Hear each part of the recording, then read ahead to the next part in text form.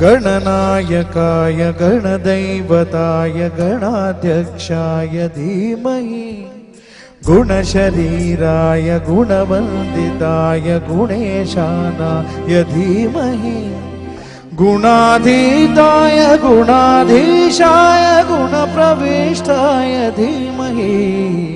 एकदन्ताय वक्रतुण्डाय गौरीतनयाय धीमहि